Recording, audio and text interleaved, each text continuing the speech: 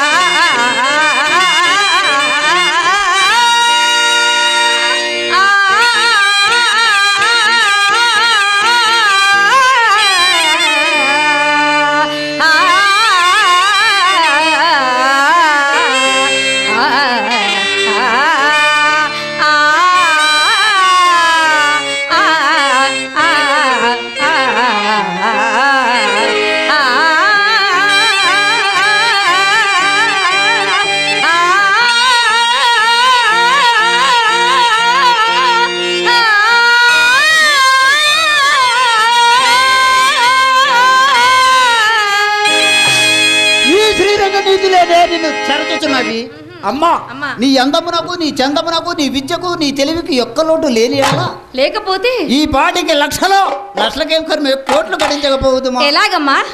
చిత్తమున్నంత వరకు విడిని మనము కోరి నెత్తిపై లెక్కించుకొనగవలయు. చిత్తముడికిన తోడనే ప్రియముడికి కుక్కనవోలే బయటకు కొట్టవలయు. అమ్మా కుక్కంటే మనిషి కుక్కటే కాదమ్మా, పొరిగింటి గజ్జి కుక్కరు కొట్టినట్టు కొట్టాలమ్మా. నీ కాలంలో నీవు అలాగే చేసావా ఏంటమ్మా? నా కాలంలో నా చూపు పడ్డవాడు పెళ్ళాలతో కాపురం ఎవడు చేశాడే? పెళ్ళాలు పుట్టింటికి మొగుళ్ళు మన ఇంటికి రావందాడే కదూ. కలెక్టర్ అయినా నా చూపు పడిందంటే సంతకాడికల్లా బిళ్ళా బండ్రత్వంతో సహా వచ్చి కీలో నిలబడాల్సిందే. ఏమే నేనంటే నీ కంటికి దిశాయించలేదంటుంది. చెప్తాను విను. కడులోభి అయినను కరగించి క్షణములో కొసరి కొసరి 100,000 గుంజినాను.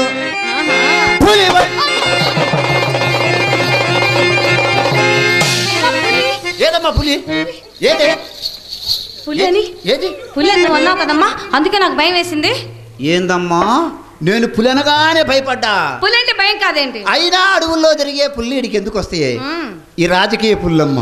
రాజకీయ పుల్లలతో మనకెందుకమ్మా? అవునమ్మా, కాల పరిస్థితి బాగలేదమ్మా, వాడి జోలే మనకు వద్దమ్మా.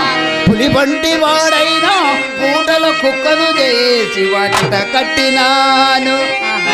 కోటీశ్వరుండైనా ఎంతటి కోటీశ్వరుండైనా గుమ్మములో కాలిడిన పకీరును చేసి విడచినాను.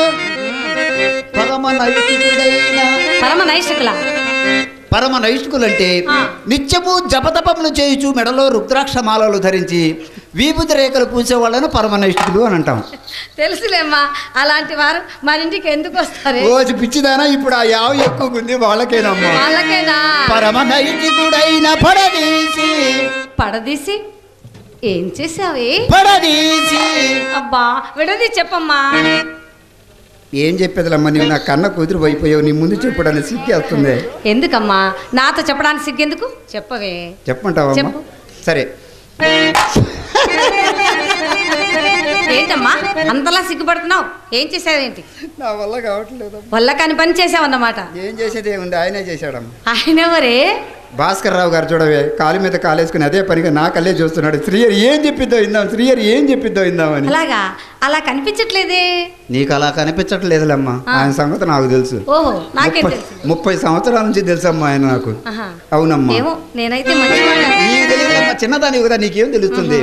పడదీసి నోటని పెట్టి ఎంగిలి తినిపించినాను. ఏమైందమ్మా? పెట్టావు. ఆయన ఎలా తిన్నాడు మా సంగతి?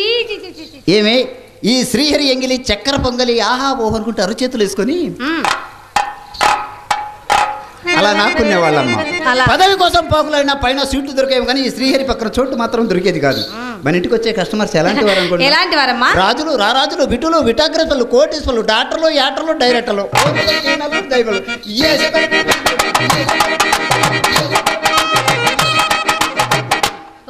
కొత్తగా రిలీజ్ అయిన సినిమా కన్నా ఇంటర్వ్యూలు ఉందేమో కానీ నా గదికి ఇంటర్వ్యూలే లేదే. అలా సంపాదించానమ్మా. అంత సంపాదించాను అంటున్నావు కదా, నేను పెద్దదాన్న సరికి మన ఇంటి పూచిక పుల్లైనను లేదు. ఆ గడిచిన ధనమంతా ఏం చేసావమ్మా? అదేనమ్మా నా వల్ల జరిగిన పెద్ద పొరపాటు. ఏంటమ్మా? ఒకప్పుడు నాకు ఒక పోకరు సన్యాసి ఉండేవాడే, వాడు ఒక లోపల సన్యాసిని తెచ్చి వీడు పెద్ద కోటిని పరిచయం చేశాడమ్మా. అమ్మా వాడు గంటకు ముస్తాబై పూటకోటి రోజు మార్చి మన ఇంటి చుట్టూ తిరిగేవాడు. కానీ అన్నాళ్ళు ఒక్క రూపాయి అన్న జారినిచ్చేవాడు కాదే. అంతా ఒకేసారి ఇద్దాం అనుకున్నాడు. నేను కూడా అదే అనుకున్నా. ఇచ్చాడా? తీరా ఊళ్ళోకి వెళ్ళి విచారించానమ్మా. వాడి సంగతి అప్పుడు తెలిసిందే. ఏమని? వాడు ఒక ఇస్త్రీ షాప్ ఆపరేటర్ అని. ఊళ్ళో వాళ్ళ కొట్లేసుకొని ఊపిరాడు కూడా మన ఇంటి చుట్టూ తిరుగుతున్నాడని. అయినా నేను వాడికే పాలు మాలేనమ్మా. వాడి దగ్గర 1 ఎకరం మాగాడుంది. అది లాగుట కొరకై వాడికి త్రాగుడు అలవాటు చేయాల్సి వచ్చినది. వాడితో పాటు నువ్వు త్రాగావేంటమ్మా? తప్పేదే ఉందమ్మా. వాడు అనేవాడే, ఏమని? శ్రీహరి అబ్బా నువ్వు ముట్టుకుంటేనే నేను ముట్టుకుంటాను, తాగితేనే నేను తాగుతానని ముందుకు వేసి కూర్చునేవాడమ్మా. అంత ప్రేమగా చెబితే నువ్వు త్రాగకుండా ఉంటావా? ఎందుకుంటాను? త్రాగే ఉంటావు. ముందు 3 అంశాల దగ్గర నుంచే ప్రారంభించాను. ఆ తర్వాత క్వార్టర్ల దాకా పోయిందమ్మా. ఆ తర్వాత పెద్ద సీసాలు దాకా పోయింది. ఆ తర్వాత సీసాలు కాస్త పేపాలు దాకా వచ్చిందమ్మా. ఇంకేం ధనం ఉంటుందమ్మా. అమ్మా చూసావా? వాడు నన్ను వదిలిపెట్టిపోయిన వాడి కొరకు నేర్చుకున్న ఈ త్రాగుడు మాత్రం నన్ను వదలలేదమ్మా. ఈ సంపాదించిన ఈ ధనమంతా సారాతిత్తులకు, గంజాయి ప్యాకెట్లకు, అదిరించే పోలీసులకు కొంత, బెదిరించే రౌడీలకు కొంత, మన ఆస్తి మొత్తం హారతి కర్పూరంలాగా హరించుకొని పోయింది. అమ్మా వయసులో ఎంత గడించినను వార్ధక్యం వచ్చేసరికి మన ఇంట కూడు గుడ్డలుండరాదని మన కులమునకు శాపం ఉన్నదట కదా. ఎవరు చెప్పారు నీకు? ఎవరు చెప్పారు నీకు? ఆ పక్కింటి కామా చెప్పిందా, ఎదుటి మీనా చెప్పిందా, ఏక రంగనా చెప్పింది? ఎవరు చెప్పలేదమ్మా. చెప్పే ఉంటారు, ఎందుకంటే మనం బాగా బతుకుతున్న వారో లేకుండా వాళ్ళ కళ్ళల్లో నిప్పులు పోసుకొని చెప్పే ఉంటారు. చెప్పలేదమ్మా. ఎవరు చెప్పలేదు? చెప్పలేదే. అయితే ఆ శాపం ఇప్పుడు అమల్లో లేదా? ఎందుచేత? పూర్వపు బిడ్డలు వయసు మలేనా లాంటి వారకంతను కన్నెత్తన్నా చూసేవాళ్ళు కాదు అప్పటి వారు. మరి ఇప్పటి వారు? మరి ఇప్పటి వారు ఉండారమ్మా. ఏ జీన్స్ ప్యాంట్లట, అబ్బాసు కటింగ్లట, ఆడదాని ఆకారం కనిపిస్తేనే చాలమ్మా, కనిపిస్తే తెగ సంబరపడిపోయేది. పిల్లనా నా కచి కళ్ళకు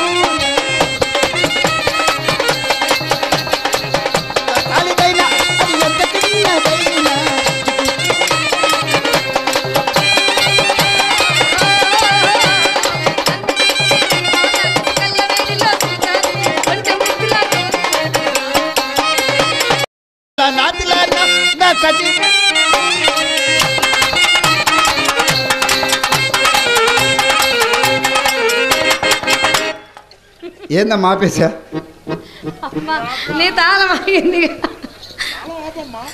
ఏమ్మా అబ్బాయి ఎవరే? అదేనమ్మా అల్లుడబ్బాయి. ఓహో భవానీ శంకరం గారా? ఆ వంకరం గాడేనే. ఏడే అమ్మా ఎవరినో అప్పడిగారట. వారు ఇప్పుడు తప్పక ఇచ్చేదని వాగ్దానం చేశారట, అందుకే వెళ్ళాడుగా. ఇంకా ఈ ఊళ్ళో వాడికి అప్పించే దేవుడే. తేవాల్సిన చోటల్లా ఎప్పుడో తెచ్చాడు, తెచ్చిన చోటల్లా పట్ట పగలే పంగనామాలు పెట్టాడమ్మా. అమ్మా వాడు సైకిల్ షాప్ పెట్టినప్పుడు తెచ్చాడే కట్టలు. ఆ సైకిల్ అని బాగులో తలా ఒకటి ఎత్తకెళ్ళంగా దాని తాలూకు ఒకటి మిగిలింది. ఏమిటది? పాత పంపెందుకు